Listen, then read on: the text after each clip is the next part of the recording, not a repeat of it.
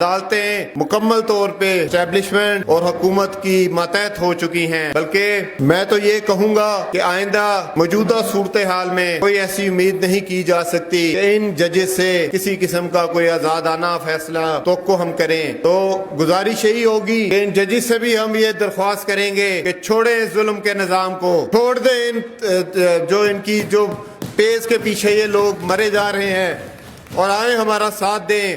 یہ سلیکٹڈ لوگ ہیں، یہ سلیکٹڈ پارلیمنٹ ہے، اس کو ہم نہیں مانتے، اس قانون کو ہم نہیں مانتے۔ دعوت دینا چاہوں گا جناب بابر مرتضی خان صاحب، ایڈوکیٹ سپریم کورٹ، سابق secretary Lahore high court bar ایسوسی ایشن، کہ آپ آئیں اور اس ہاؤس کے سامنے اپنے خیالات کا اظہار کریں۔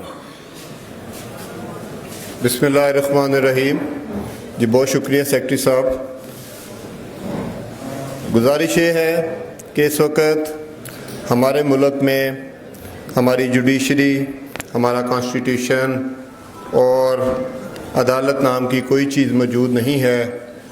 ہماری عدالتوں کو آپ سب دوست جانتے ہیں کہ 26ویں ترمیم پہلے لائی گئی تاکہ عدالتی نظام کو مفلوج کیا جائے اور حکومت وقت اور جو ہماری اسٹیبلشمنٹ ہے وہ کسی قسم کی کسی بھی ادارے کو جواب دینا ہو۔ 26ویں آئینی ترمیم کو لے کے لاہور ہائی کورٹ بار نے اور پاکستان کی مختلف وکلا تنظیموں نے 26ویں آئینی ترمیم کو چیلنج کیا، جو کہ میٹر سپریم کورٹ میں ابھی بھی پینڈنگ ہے۔ تو میں یہ عرض کروں گا، آپ سب لوگ جانتے ہیں کہ وہ ایک بڑا سنہرا موقع تھا جب حامد خان صاحب نے بھی سپریم کورٹ میں عرض کی اور ان کو بتایا کہ یہ آپ کو سپریم کورٹ کے جج سے سول جج بنایا جا رہا ہے، خدا را ہوش کے ناخن لیں، آپ تو ریٹائر ہو جائیں گے۔ جس طرح خادم حسین کیسر صاحب نے بات کی آگے کہ ان کو صرف نئی گاڑی چاہیے ہے، ان کو صرف اپنی پیز میں ڈبل انہانسمنٹ چاہیے ہے، ان کو کوئی ادارے کی فکر نہیں ہے۔ تو میں یہ عرض کروں گا کہ وہ موقع ضائع کیا گیا، اس غیر قانونی غیر آئینی ترمیم کو اسی وقت ختم کیا جا سکتا تھا۔ اس وقت میں یہ سمجھتا ہوں کہ جس طرح پاکستان کی تمام وکلا برادری سراپا احتجاج ہے، کچھ ججز نے جو استعفے دیے، میں سمجھتا ہوں کہ انہوں نے اپنے ضمیر کی آواز کے اوپر لبیک کہا، اور جنہوں نے کانسٹیٹیوشن کے تحت اوتھ لیا اور جو کانسٹیٹیوشن کی انڈرسٹینڈنگ رکھتے ہیں، وہ اس چیز کو جانتے ہیں کہ پاکستان میں اب عدالتوں کی آزادی صرف کتابوں میں رہ گئی ہے۔ عدالتیں مکمل طور پہ اسٹیبلشمنٹ اور حکومت کی ماتحت ہو چکی ہیں، بلکہ میں تو یہ کہوں گا کہ آئندہ موجودہ صورتحال میں کوئی ایسی امید نہیں کی جا سکتی کہ ان ججز سے کسی قسم کا کوئی آزادانہ فیصلہ توقع ہم کریں۔ تو گزارش یہی ہوگی کہ ان ججز سے بھی ہم یہ درخواست کریں گے کہ چھوڑیں اس ظلم کے نظام کو، چھوڑ دیں ان کی جو پیز کے پیچھے یہ لوگ مرے جا رہے ہیں، اور آئیں ہمارا ساتھ دیں۔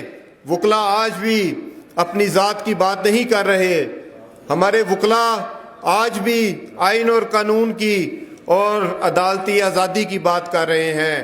آئیں ہماری صفوں میں شامل ہوں اور اس ظلم کے نظام کے خلاف ہم انشاءاللہ آپ کو، جس طرح ہم نے ماضی میں آپ کے لیے ایک سٹرگل کی، تحریک چلائی، انشاءاللہ اب بھی ہم یہ تحریک چلائیں گے اور اللہ خیر کرے گا۔ میں بڑا پر امید ہوں کہ 26ویں آئینی ترمیم، 27ویں آئینی ترمیم اور بے شک حکومت 28ویں آئینی ترمیم لے آئے، انشاءاللہ تعالیٰ یہ واپس ہوں گی، کیونکہ یہ کسی طرح سے بھی سسٹینیبل نہیں ہے۔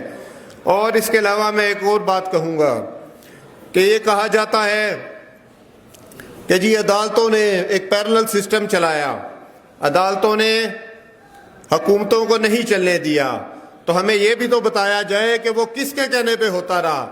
وہ آپ بتائیں کہ وہ جنرل باجوہ کے کہنے پہ ہوتا رہا، وہ آپ بتائیں کہ آج بھی آرمی چیف یہ کہہ رہا ہے کہ عدالتوں کو ہم نے جو ہے وہ حکومت کے ماتحت کرنا ہے۔ تو اس طریقے سے آدھا سچ نہیں چلے گا، اور ہم یہ توقع کرتے ہیں کہ یہ جو پارلیمنٹ بھی جیلی بیٹھی ہوئی ہے، پارلیمنٹ صرف وہ آئین میں امینڈمنٹ کر سکتی ہے جو کہ ول آف دا پیپل اور جو کہ الیکٹ ہو کے پارلیمنٹ میں آ کے بیٹھے.